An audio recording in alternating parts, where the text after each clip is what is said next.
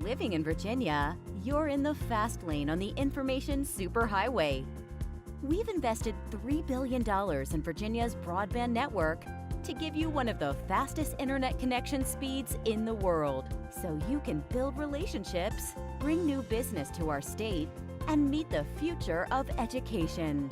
It's amazing what we can do together. Visit VCTA.com to learn how broadband connects the Commonwealth.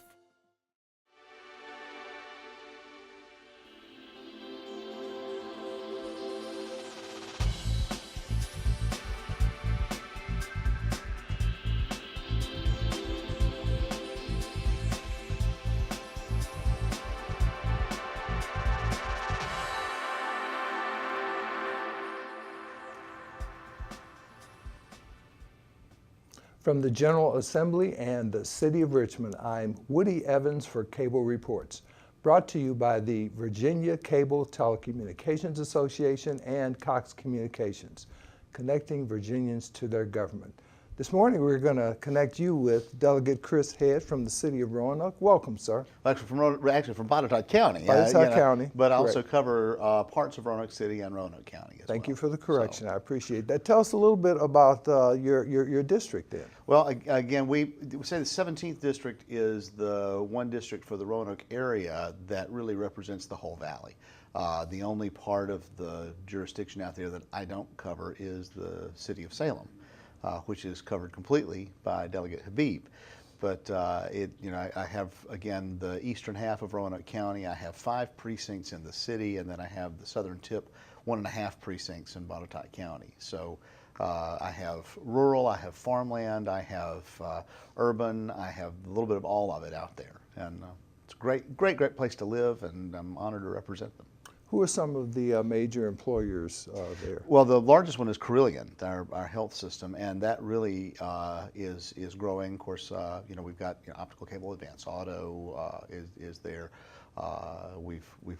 Norfolk Southern used to have a presence there. The less and less we see of them, but the influence of the things that are springing up and around as a result of Carillion and the new partnership with Carillion and Virginia Tech, well, not so new anymore, but when the creation of the Research Institute and the establishment of the medical school there. And of course, we just had the recent announcement of the intended merger of Jefferson College of Health Sciences and Radford University, taking that over. So we're really, we're shifting around. Roanoke has said, we were a train city, and we're shifting into being a brain city with all the brain research that's going on. And I think over the next few years, you're going to see a significant number of undergraduate and graduate students that are permanent residents of Roanoke as they're going to school. And that's a really neat transition to see as we're going along. Now, what about rail? I understand that there's rail to Roanoke We now? have passenger rail as of October 31st. Amtrak returned to Roanoke after a 40-year absence, and it's been nice to have it back in town.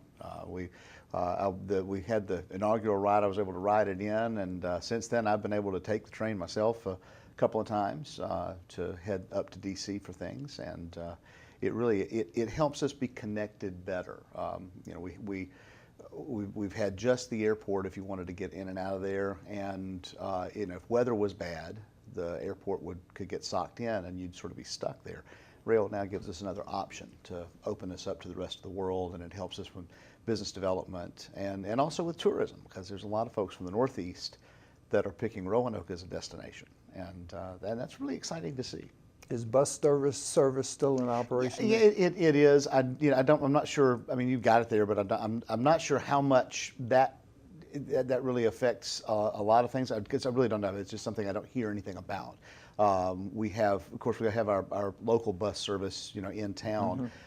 It is much more limited than you would have here in Richmond, simply because we're a little bit more geographically diffused than Richmond is. But we have, all sorts of transportation. Of course, we've got I-81 right there through Roanoke as well. So it's we're well connected and well positioned.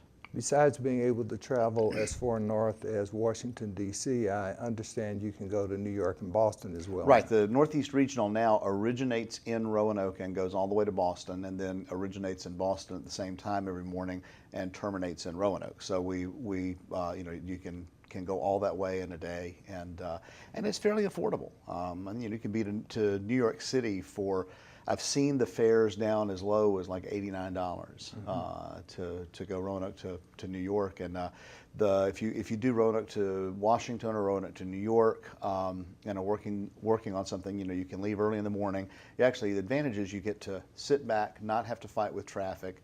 You can actually work on the train. You've got electrical outlets you can plug in and sit there and work on your laptop. You can read. You can do whatever you need to do while you're getting there, and then you get to Washington by just after 11 in the morning. You get to New York by about 3:30 in the afternoon.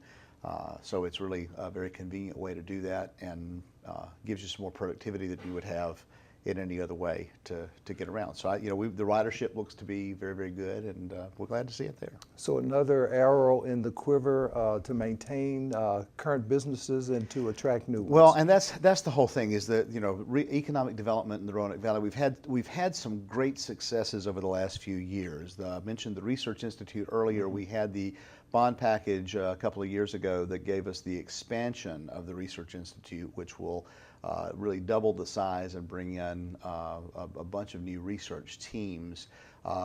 Those research teams, we're also being positioned to help monetize some of what they come up with. They're expanding the medical school out, as well as I mentioned, then also the Jefferson College of Health Sciences, which is also pioneered and spearheaded by Carillion. Now being merging in with the Radford University and their health sciences programs and nursing programs, where they can do a lot of the work there in Roanoke, and turning the Carillion Clinic into more of a teaching and research hospital than it has been up to this point. All those things are really, really good. We've had Deschutes Brewery had their big announcement a couple of years ago that was a big fanfare as a win for a large craft brewery coming in. But very quietly, after they made their announcement, Ballast Point came in out of San Diego.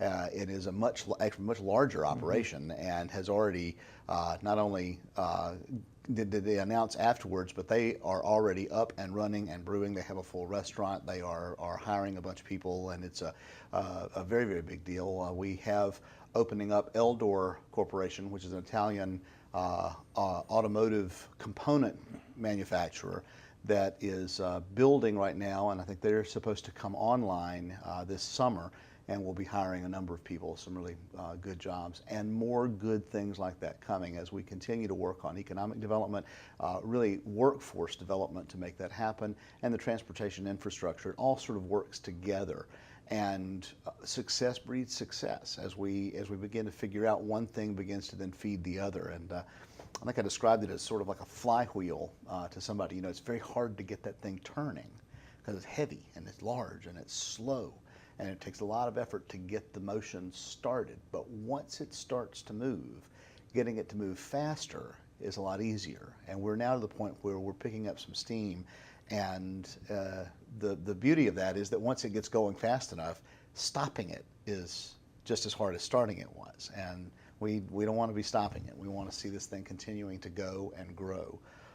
So it's wonderful. We also are really capitalizing on the outdoor aspects of what Roanoke has to offer from a tourism standpoint. It's a great destination. So much to do outdoors. There's hiking and biking and water sports and things that you can do. The biking, we're turning into a biking center, a mountain biking center.